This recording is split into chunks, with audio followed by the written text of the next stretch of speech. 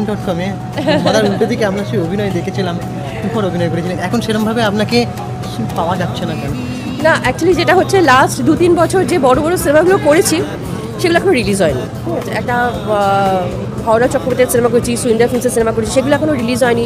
Plus ঋতুটি হাউসে একটা cinema করলাম, সেটাও এখন রিলিজ হয়নি। তো রিলিজ যতক্ষণ না হচ্ছে তো সবাই ভাবে যে বড় পর্দায় কেন দেখা যাচ্ছে না। আপনাকে যখন woman.com-এ দেখেছিলাম মনমোহন চরিত্রে, তখনই মনে হয়েছিল যে এরকম আরও বিভিন্ন চরিত্রে, মানে টিপিক্যাল নায়িকার চরিত্রে না হলেও অভিনেত্রী হিসেবে আপনাকে দেখবো, কোথাও একটা সেটা গিয়ে মিস করেছে আপনাকে। হ্যাঁ, সেটা মানে ধরুন যেটা হয় মানে টেলিভিশন যদি সিনেমা দিয়ে যেহেতু আমার শুরু, কিন্তু আমি তো ওরকম মানে টিপিক্যাল কমার্শিয়াল সিনেমার হিরোইন হিসেবে শুরু করিনি।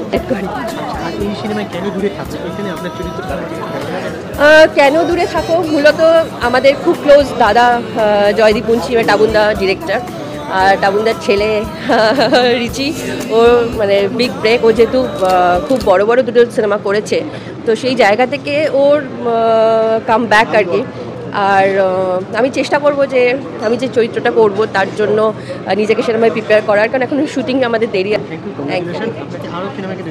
নিশ্চয়ই নিশ্চয়ই আমাদের কথা একদম একদম একদম। Thank you.